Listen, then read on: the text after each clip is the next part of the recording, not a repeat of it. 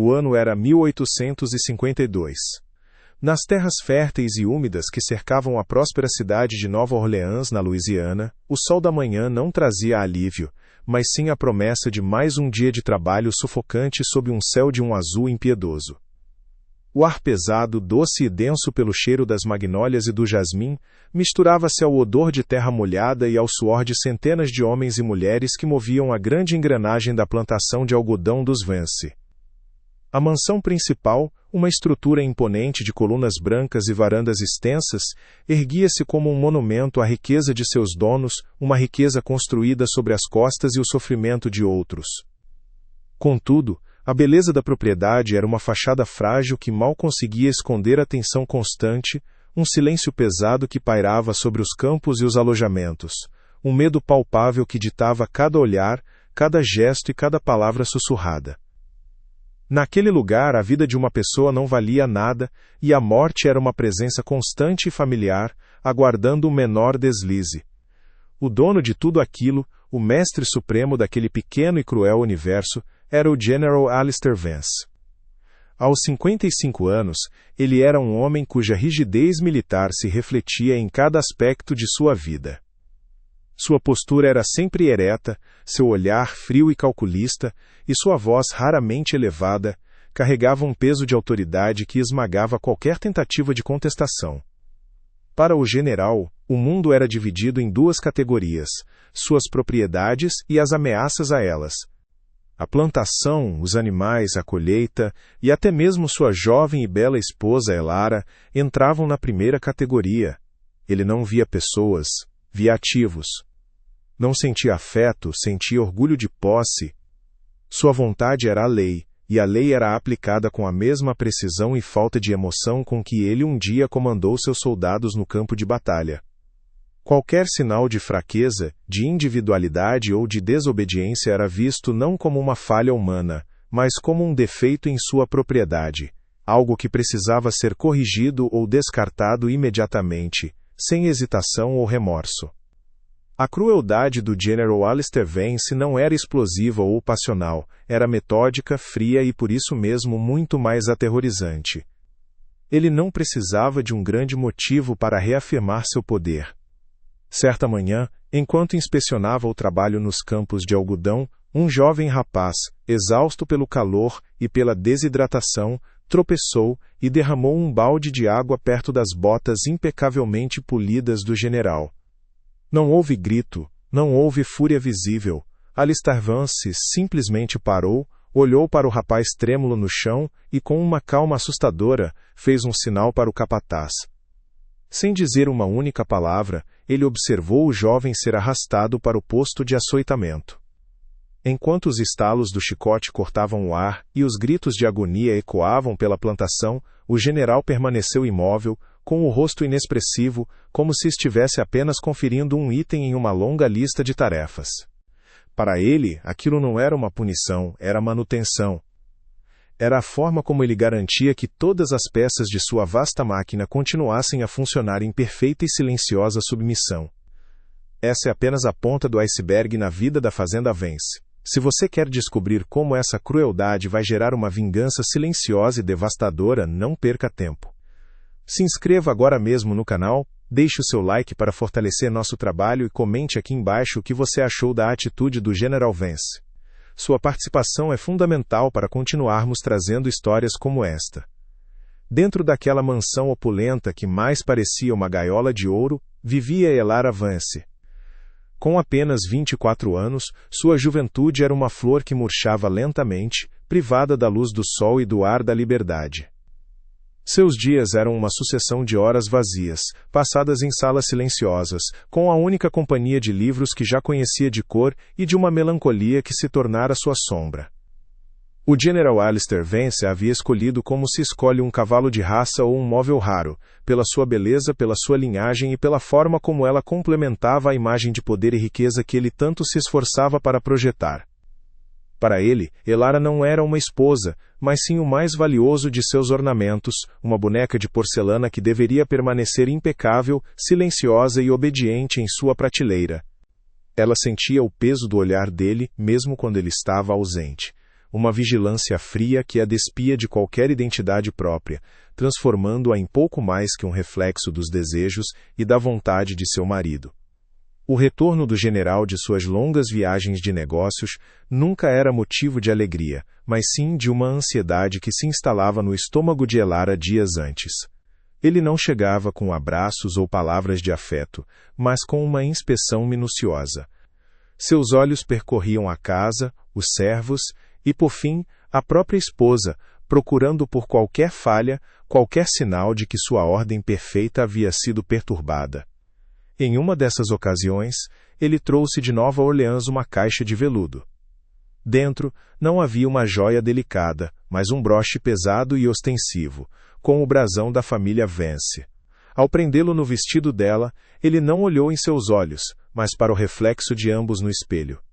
Isto servirá para lembrar a todos a quem você pertence, disse ele, com a voz desprovida de qualquer calor. Aquele gesto não era um presente, era uma marca, mais uma corrente invisível que aprendia aquele lugar e aquele homem, reforçando sua condição de posse. A humilhação era uma ferramenta que o General Vance manejava com a precisão de um cirurgião. Durante um jantar com outros proprietários de terras, a conversa se voltou para a política abolicionista que ganhava força no norte. Elara, que lia os jornais que conseguia obter secretamente, ousou fazer um comentário tímido, uma observação sobre a complexidade econômica do assunto. O general parou de comer, pousou os talheres com um ruído seco e olhou para ela com um sorriso gelado que não alcançou seus olhos. Minha querida esposa tem um coração tão grande quanto sua compreensão sobre o mundo é pequena, ele disse aos convidados, que riram de forma constrangida. Ela se ocupa com suas costuras e seus jardins. Deixemos as questões de homens para os homens. Com aquela única frase, ele a reduziu a uma criança tola na frente de todos, apagando sua voz e sua mente. Elara sentiu o rosto queimar, mas aprendeu a engolir as lágrimas e a manter a postura, a máscara de serenidade que ele exigia. De sua janela no andar de cima, o único lugar onde se sentia minimamente livre, Elara observava a vida brutal dos campos. Seus olhos, no entanto, frequentemente se fixavam em uma figura em particular, Samuel.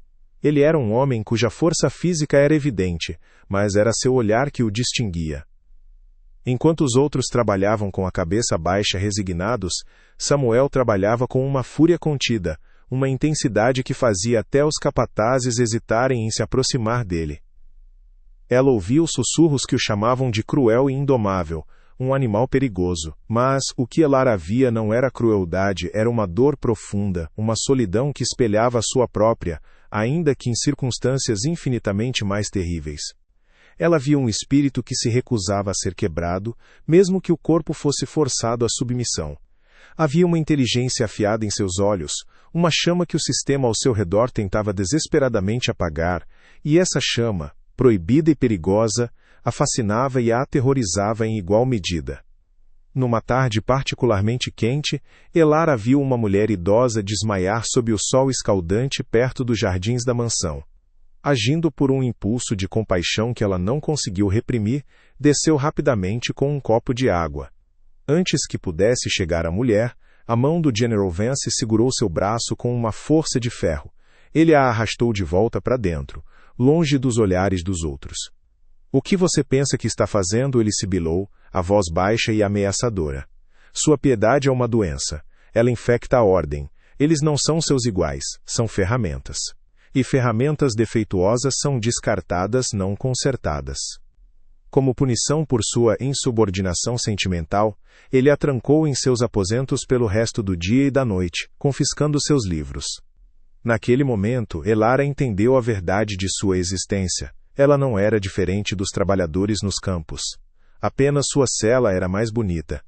A indignação e o desespero começaram a se transformar em algo novo, uma brasa de raiva que pela primeira vez começava a arder dentro dela. A punição de Elara não terminou quando a porta de seu quarto foi destrancada. O General Vance não era um homem que se contentava com um castigo simples e privado. Para ele, a submissão precisava ser uma lição pública, uma cicatriz gravada não apenas na alma de sua esposa, mas na memória de todos que viviam sob seu teto. Nos dias que se seguiram, ele a tratou com uma polidez gélida, uma cortesia que era mais ameaçadora do que qualquer grito. Ele a observava durante as refeições, durante seus passeios solitários pelo jardim, seus olhos frios avaliando cada gesto, cada expressão. Elara sentia-se como um inseto sob uma lente de aumento, dissecada viva. Aquele silêncio pesado era verdadeira tortura, à espera por um golpe que ela sabia que viria, mas não sabia como nem quando. Ele estava quebrando seu espírito de forma metódica, drenando qualquer resquício de vontade própria, transformando-a na boneca de porcelana que ele sempre desejou que ela fosse, bonita, silenciosa e completamente inerte, um reflexo perfeito de seu poder absoluto. O golpe finalmente foi anunciado de forma sutil, durante um café da manhã tenso. O general informou a Elara que daria um grande jantar em 2 semanas para celebrar um novo contrato de algodão com comerciantes de Boston. Seria um evento grandioso com a presença das famílias mais importantes da região. Ele queria que tudo estivesse perfeito, desde a comida até a decoração, e, acima de tudo, ele queria que sua esposa fosse a anfitriã perfeita, radiante e obediente. Elara entendeu imediatamente. Aquele jantar não era uma celebração, era um palco.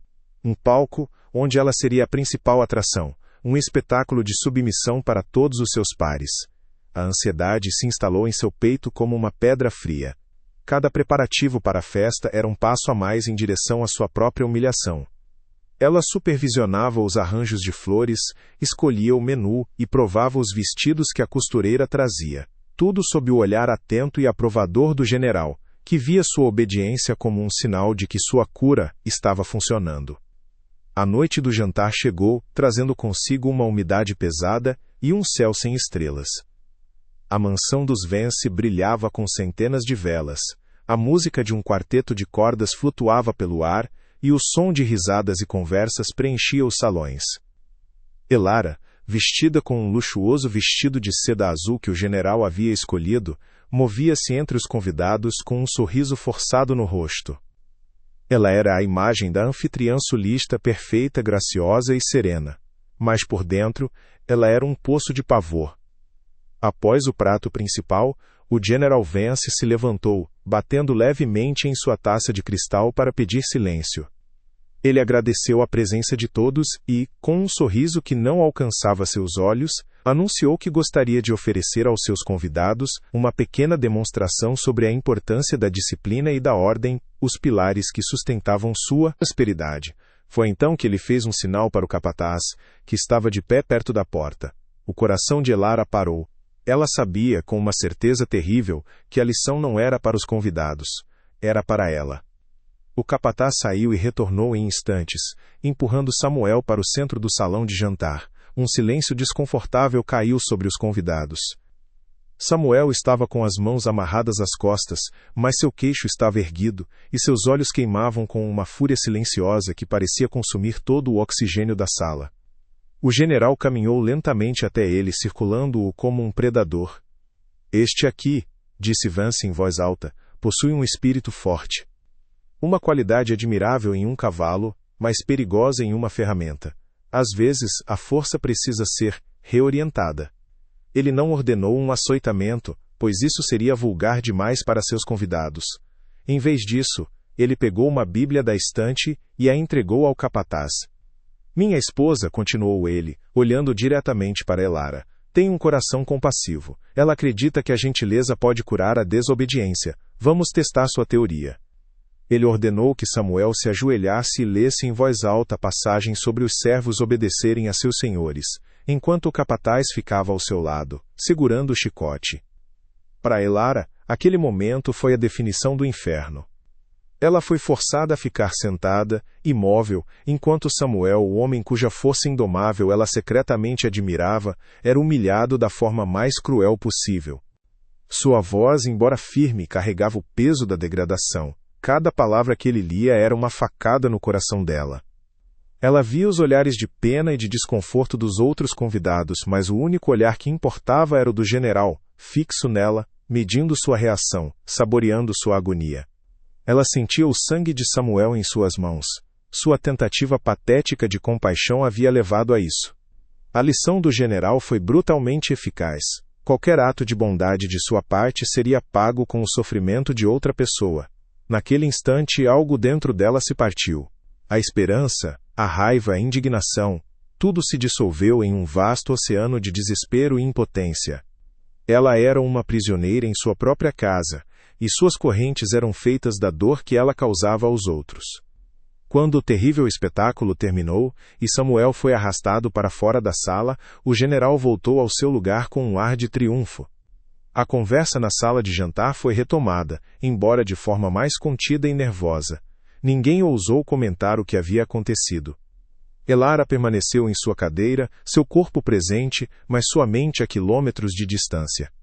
Ela se sentia oca, esvaziada de tudo, exceto de uma culpa corrosiva e de um desamparo absoluto.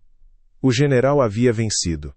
Ele não apenas a havia quebrado, ele a havia transformado em cúmplice de sua crueldade. Ele a forçou a assistir enquanto ele usava a dor de outro ser humano para lhe ensinar uma lição. Ao final da noite, quando o último convidado partiu, ele se aproximou dela e com uma voz falsamente gentil disse: "Espero que a lição tenha sido clara, minha querida. A ordem exige firmeza, não sentimento." Ele a deixou sozinha no salão vazio, uma rainha derrotada em um palácio de sofrimento. Naquela noite, Elara não chorou. As lágrimas pareciam um luxo que ela não merecia. Ela se deitou em sua cama, olhando para o teto escuro, sentindo o peso esmagador de sua existência. Não havia escapatória. Qualquer tentativa de resistir ou de mostrar compaixão só traria mais dor àqueles que já sofriam. O general havia construído a gaiola perfeita, uma prisão psicológica onde as grades eram invisíveis mas inquebráveis. Ela estava completamente só, afundando em um abismo de desespero.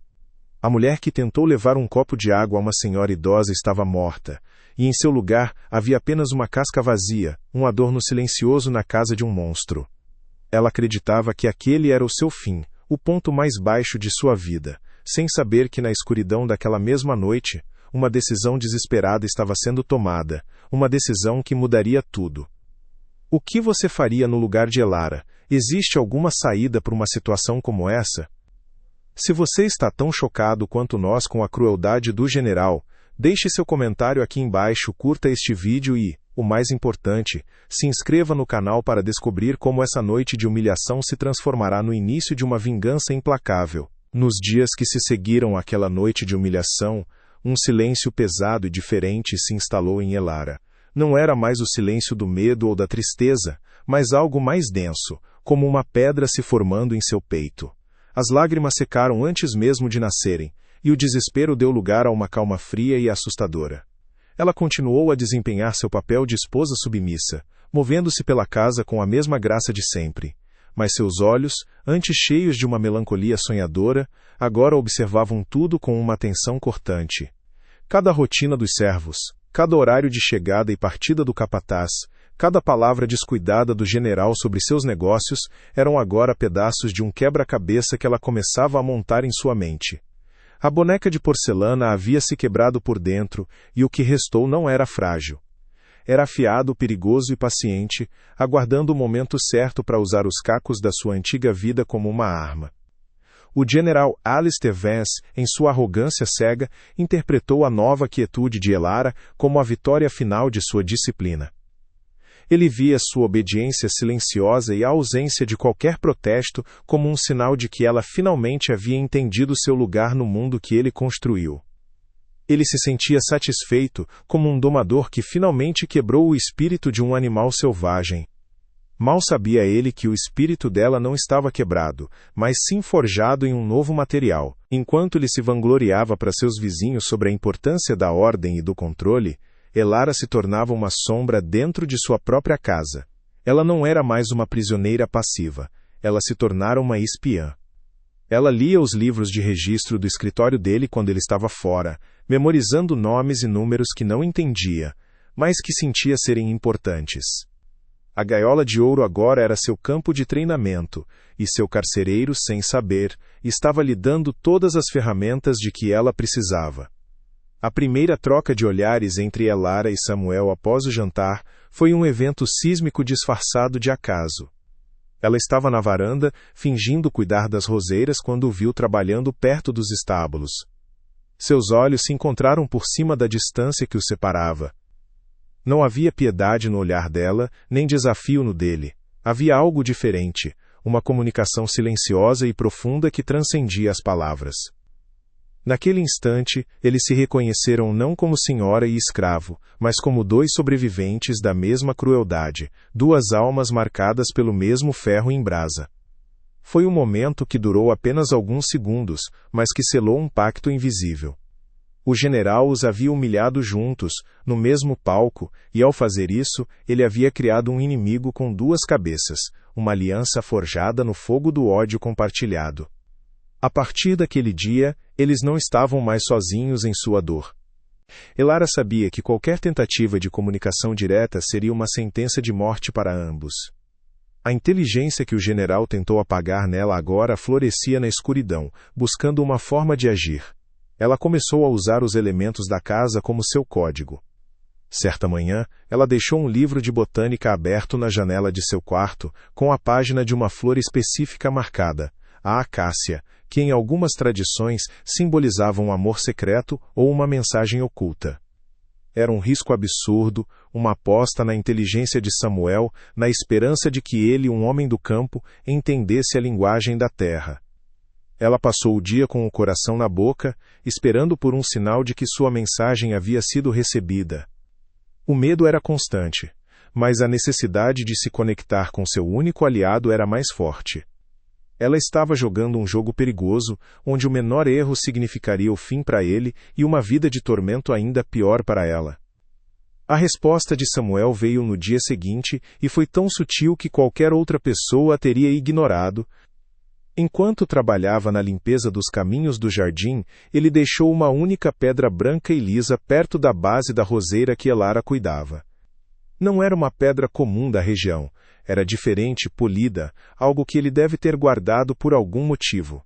Para o general ou para o capataz, era apenas uma pedra fora do lugar. Para Elara, foi uma resposta clara e retumbante. A pedra significava solidez, firmeza, a promessa de que ele estava ali, que ele havia entendido. A comunicação estava estabelecida. A partir daquele ponto, eles desenvolveram uma linguagem própria, feita de objetos deixados em lugares específicos, de horários de trabalho alterados por Samuel, para que ele pudesse estar em um local onde ela pudesse vê-lo de sua janela. Era uma dança silenciosa e perigosa, um fio de esperança tecido na trama de opressão da plantação Vence. A aliança secreta deu a Elara um propósito que ela jamais tivera. Sua vida deixou de ser uma espera passiva pela próxima crueldade do marido e se tornou uma missão. Ela começou a roubar pequenos itens do escritório do general, uma pena de escrever, um pouco de tinta, folhas de papel em branco que ela escondia sob o fundo falso de sua caixa de joias. Eram recursos escassos e perigosos de se obter, mas essenciais para o que ela começava a planejar. Ela também observava Samuel com mais atenção, não mais com a compaixão distante de antes, mas com o respeito de um general estudando seu melhor soldado. Ela via como ele usava sua força não apenas para o trabalho, mas para se impor silenciosamente entre os outros, como sua presença impedia os capatazes de cometerem os piores abusos quando o general não estava por perto. Ela entendeu que a fama de cruel que ele carregava era na verdade uma armadura, um escudo que ele usava para sobreviver e proteger os mais fracos. O ponto de virada aconteceu em uma noite chuvosa, quando uma goteira no telhado da biblioteca forçou a movimentação de algumas estantes. Elara, supervisionando o trabalho de dois servos da casa, aproveitou a rara oportunidade de estar a sós com Samuel por um breve momento, enquanto ele movia um pesado armário de carvalho. Escondidos pela sombra do móvel, com o som da chuva abafando suas vozes, eles trocaram as primeiras palavras. Ele guarda tudo no escritório, Samuel sussurrou sem olhá-la diretamente, sua voz baixa e urgente. Há um fundo falso sob a escrivaninha, ele guarda papéis lá. Papéis de negócios com homens do norte. Foi tudo o que ele disse. Elara apenas assentiu, o coração batendo descontrolado. Aquela informação era mais valiosa do que qualquer joia. Era a confirmação de que havia um segredo, uma fraqueza em Alistair Vance. A semente da vingança estava plantada. A mulher que antes se encolhia diante do marido agora o encarava durante o jantar com uma serenidade calculada. O medo ainda estava lá, um nó frio em seu estômago, mas agora ele era acompanhado por uma determinação de aço. Ela se tornou a esposa perfeita que ele sempre quis, antecipando seus desejos, administrando a casa com uma eficiência impecável, sorrindo nos momentos certos. Sua submissão se tornou sua maior arma, um disfarce perfeito que o embalava em uma falsa sensação de controle absoluto. O general via o reflexo de seu próprio poder no comportamento de sua esposa, sem perceber que ela era um espelho que escondia uma tempestade. Cada gesto de obediência era um ato de rebelião silenciosa. Cada dia que passava era um passo a mais em direção ao momento em que ela poderia usar o segredo que Samuel lhe dera. A caça havia começado e o predador não tinha ideia de que já era a presa. Se você está sentindo a tensão aumentar e torcendo por essa aliança improvável, mostre seu apoio. Curta este vídeo, comente o que você acha que Elara deveria fazer com essa informação e, claro, se inscreva no canal para não perder o desenrolar desta história de vingança. O plano, ainda sem forma definida, começou a tomar conta de todos os pensamentos de Elara. Ela sabia que a chave para sua liberdade, e talvez para a de muitos outros, estava trancada naquele escritório, escondida sob a pesada escrivaninha do general. Mas como chegar até lá? O escritório era o santuário de Alistair, um território proibido onde nem mesmo os servos de maior confiança entravam sem permissão expressa. A porta estava sempre trancada, e a única chave ficava permanentemente no bolso do colete dele. A tarefa parecia impossível, um muro intransponível. No entanto, o desespero havia sido substituído pela paciência. Elara e Samuel não tinham pressa. Eles eram observadores, esperando por uma rachadura na fortaleza do general, uma única oportunidade, um momento de descuido que lhes permitisse dar o próximo passo. A tensão na plantação Vance era palpável, não mais apenas pelo medo da crueldade do mestre, mas pela expectativa silenciosa de uma tempestade que se formava no horizonte. A oportunidade que Elara e Samuel tanto esperavam surgiu da forma mais banal e inesperada, a arrogância do General Vance. Ele anunciou, com sua costumeira autoimportância, que faria uma viagem de 2 dias para Natchez, no Mississippi, para se encontrar com outros plantadores e discutir a flutuação no preço do algodão. Para ele, a plantação era uma máquina tão perfeitamente ajustada por sua mão de ferro, que funcionaria sem falhas em sua breve ausência. Ele via sua esposa como a peça mais bem domada de todas, uma figura decorativa cuja vontade havia sido completamente esmagada. Na noite anterior à sua partida, após beber mais vinho do que o usual, ele simplesmente se despiu em seu quarto, deixando o colete, com a pesada chave de bronze do escritório pendurada em sua corrente, jogado sobre uma poltrona. Para ele, era um ato de descaso. Para Elara, que observava da porta entreaberta, era um convite do destino, um sinal claro de que a fortaleza de seu tirano estava prestes a revelar sua primeira e fatal rachadura. Naquela mesma noite, quando o silêncio profundo da casa era quebrado apenas pelo som dos grilos e pelo ressonar pesado do general, Elara colocou seu plano em ação. Descalça, movendo-se com a leveza de um fantasma sobre o assoalho que conhecia tão bem, ela entrou no quarto dele. Cada passo era uma tortura de suspense, cada tábua que rangia parecia um grito no silêncio. Seu coração batia tão forte em seu peito que ela temia que o som pudesse acordá-lo. Ao lado da poltrona ela parou, a respiração presa na garganta. A luz da lua que entrava pela janela iluminava o colete e o brilho fosco da chave. Com os dedos trêmulos, ela a desprendeu da corrente, um movimento que pareceu levar uma eternidade.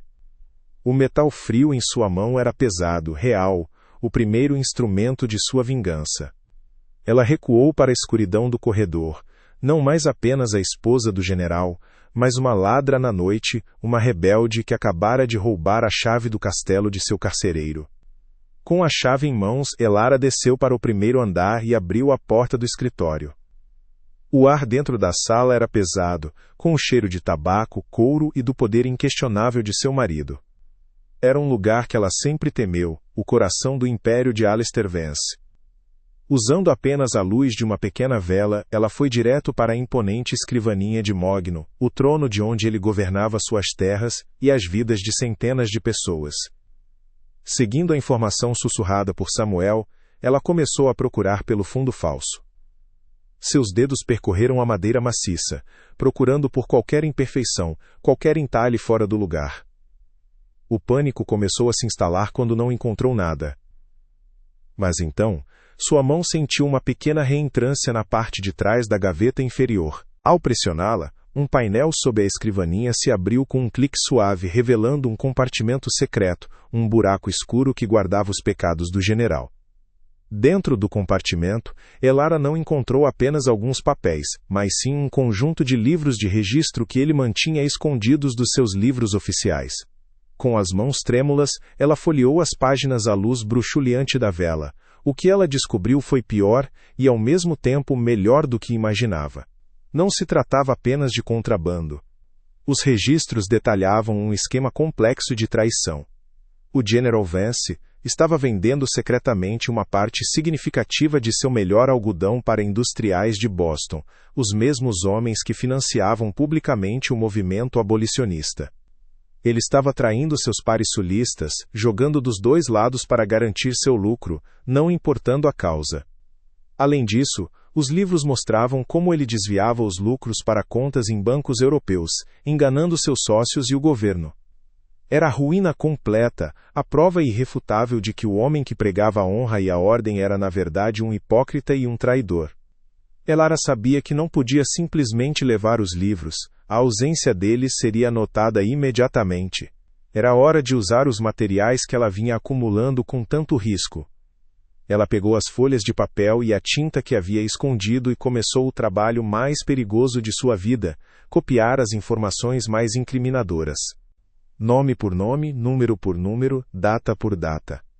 Sua caligrafia, normalmente elegante e fluida, tornou-se apressada e tensa. Cada som da noite a fazia congelar, esperando ver a porta se abrir e sua sentença de morte ser decretada. O trabalho durou horas, uma corrida contra o amanhecer. Ela não estava apenas transcrevendo números, estava forjando a espada que usaria para cortar suas correntes. A boneca de porcelana havia se tornado uma falsificadora, uma estrategista, usando a própria inteligência que seu marido tentou suprimir para arquitetar a queda dele. Quando a primeira luz pálida do amanhecer começou a pintar o céu, Elara terminou seu trabalho. Com um cuidado meticuloso, ela colocou os livros de registro de volta no compartimento secreto, fechando o painel para que parecesse intocado. Ela apagou a vela, garantindo que nenhum cheiro de fumaça permanecesse no ar. O passo final era o mais aterrorizante: devolver a chave.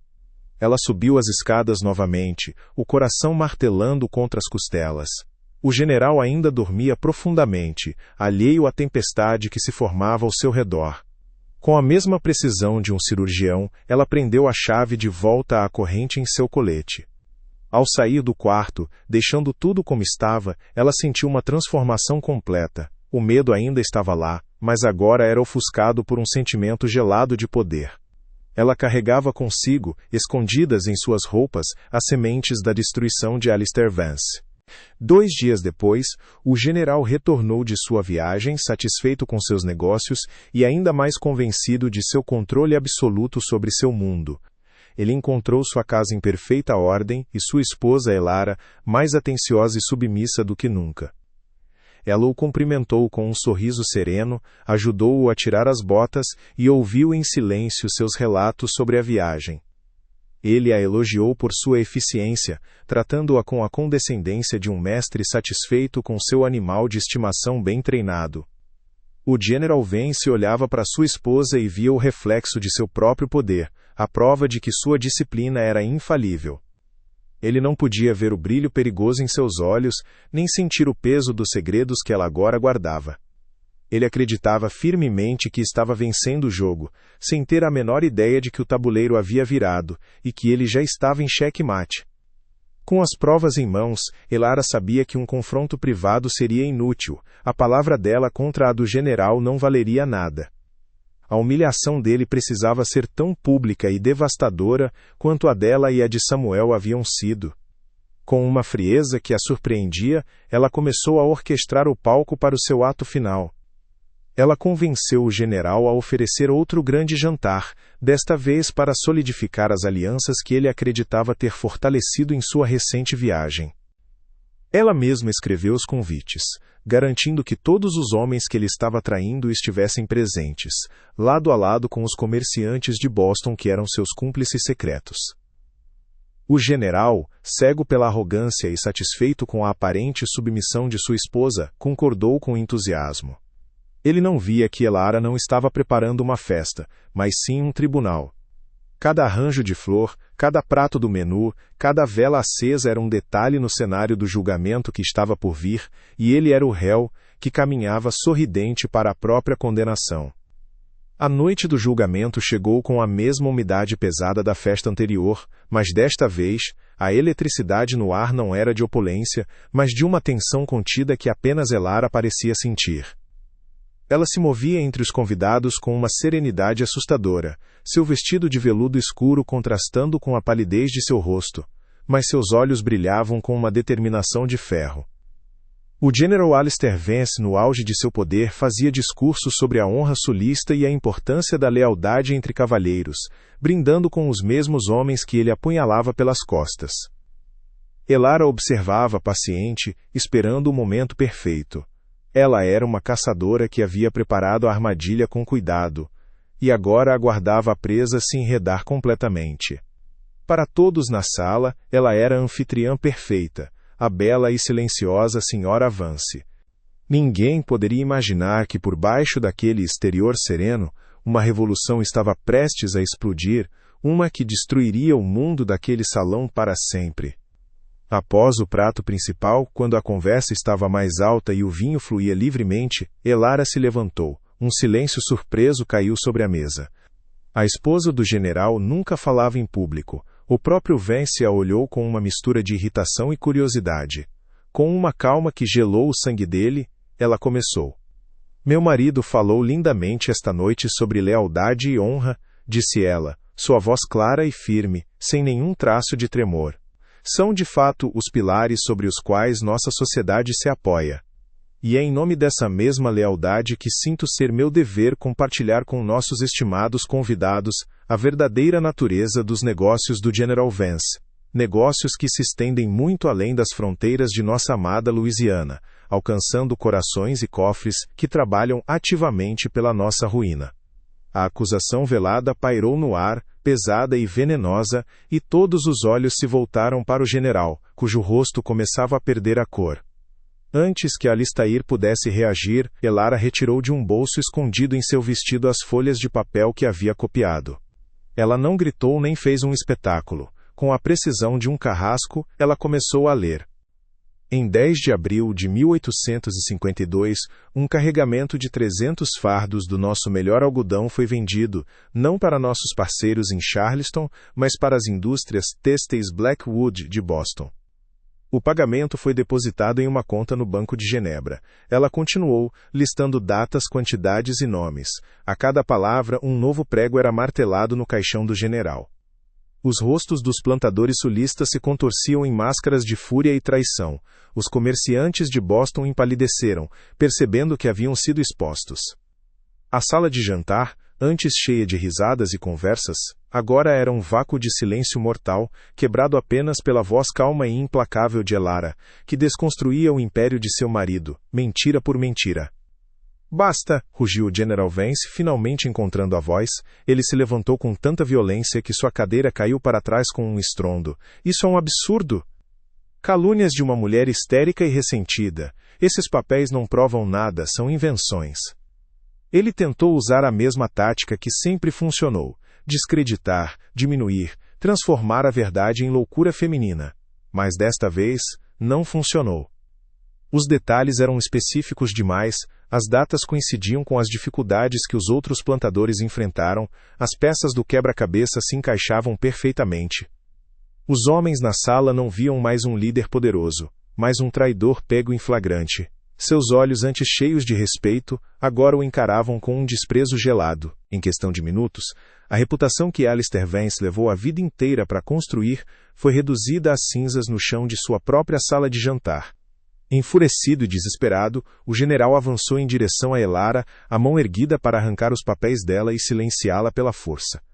Ele estava a poucos passos de alcançá-la quando as altas portas duplas da sala de jantar se abriram lentamente. Parado no umbral, em silêncio, estava Samuel. Ele não estava vestido como um servo, mas simplesmente com suas roupas de trabalho. Ele não carregava armas, não dizia uma palavra. Apenas ficou ali, sua presença imponente enchendo o espaço, seus olhos fixos no general com uma intensidade que era mais ameaçadora do que qualquer arma. Aquele olhar continha toda a dor das chibatadas, toda a humilhação do espetáculo público e uma promessa silenciosa de que Alistair não daria mais um passo. Os convidados prenderam a respiração, testemunhando a inversão final de poder. O escravo subjugado agora era o protetor silencioso, e o mestre todo-poderoso estava paralisado, exposto e impotente. O impasse durou apenas um momento, mas pareceu uma eternidade. Foi o suficiente. A imagem do General Vance, acuado entre sua esposa acusadora e o escravo que ele brutalizou, quebrou o último resquício de sua autoridade. Um por um, os convidados se levantaram, jogando seus guardanapos sobre a mesa em um gesto final de desprezo. Eles saíram em silêncio, sem se despedir, deixando o general sozinho em meio à ruína de sua festa e de sua vida. Alistair Vance desabou em uma cadeira, um homem quebrado, o som de seu sonho se estilhaçando ecoando no silêncio ensurdecedor da sala vazia. Elara permaneceu de pé, os papéis ainda em sua mão, não mais como um troféu, mas como a certidão de sua liberdade. Ela não sentia triunfo, apenas um vazio gelado. A vingança estava completa, a estrutura de poder havia sido demolida, e no topo dos escombros ela finalmente podia respirar. Nos dias que se seguiram àquela noite desastrosa, o império de Alistair Vance não apenas tremeu, ele desmoronou com a velocidade de um castelo de cartas em um vendaval. Seus sócios o abandonaram, seus credores surgiram como abutres, e os homens que antes o reverenciavam agora cuspiam seu nome com desprezo. A reputação que ele levou uma vida inteira para construir com ferro e disciplina foi pulverizada em uma única noite pela verdade sussurrada. Ele se viu confinado à sua própria mansão, que rapidamente se tornou uma prisão de luxo. Elara permaneceu na casa, mas não como esposa. Ela era agora a administradora silenciosa de sua ruína, uma guardiã fria que o observava afundar em dívidas e desonra. O homem que se via como um general invencível foi derrotado sem que um único tiro fosse disparado. Ele se tornou um fantasma em seus próprios salões, assombrado não por espíritos mas pelo peso esmagador de sua própria arrogância, forçado a testemunhar o desmantelamento de tudo o que ele considerava seu por direito divino. Com uma determinação fria, Elara usou as cópias dos documentos não para buscar a prisão do marido, o que atrairia uma atenção indesejada para si mesma, mas para algo muito mais estratégico. Ela enviou as provas anonimamente para os concorrentes de Vance e para os jornais do Norte, garantindo que sua ruína financeira fosse completa e irreversível. Com os ativos da plantação sendo liquidados para pagar as dívidas crescentes, Elara começou seu verdadeiro trabalho. Usando o pouco que conseguiu salvar e a autoridade que agora possuía, ela começou a facilitar a venda e a subsequente alforria de várias famílias que viviam e sofriam naquelas terras. Cada pessoa que ela ajudava a alcançar a liberdade, cada família que via partir em direção a um futuro incerto mas próprio, era uma homenagem silenciosa a Samuel. Ela não estava apenas destruindo o mundo do general, estava usando os escombros para construir um novo começo para aqueles que ele havia oprimido, transformando o ato final de sacrifício de Samuel em um legado de libertação. A história da queda do General Vance tornou-se um sussurro de advertência em toda a Louisiana, um conto sobre como a traição e a hipocrisia podem apodrecer as fundações da casa mais sólida. Demonstrou que o poder construído sobre a crueldade era, em si, uma estrutura frágil vulnerável à verdade. Quanto a Elara, uma vez que a poeira baixou e o nome Vance se tornou sinônimo de vergonha, ela desapareceu. Alguns diziam que ela foi para o norte, outros que usou um novo nome e começou uma vida simples em outro lugar. Sua partida foi tão silenciosa quanto sua rebelião. Ela não deixou rastros, apenas o eco de suas ações. Se essa história te impactou de alguma forma, não se esqueça de se inscrever no canal, deixar seu like e comentar aqui embaixo o que achou da reviravolta final. Sua participação nos ajuda a continuar trazendo narrativas de justiça e superação como esta. A grande mansão dos Vance, antes um símbolo de poder e opulência, acabou por ser vendida e dividida. Com o tempo, as colunas brancas descascaram, e os jardins antes impecáveis foram tomados pela natureza selvagem, um monumento em ruínas à queda de um tirano. O legado de Samuel não foi escrito em livros de história nem marcado em uma lápide, mas viveu nas vidas das pessoas que ele ajudou a libertar através de seu sacrifício final. A história de Elara e Samuel ensina uma lição poderosa e atemporal, que a verdadeira crueldade não reside na força desesperada dos oprimidos para sobreviver, mas na arrogância fria e calculista daqueles que se julgam mestres do destino alheio. E prova que mesmo no sistema mais brutal, um único ato de coragem, nascido de um amor proibido, pode ser a faísca que incendeia um império e ilumina o caminho para a liberdade.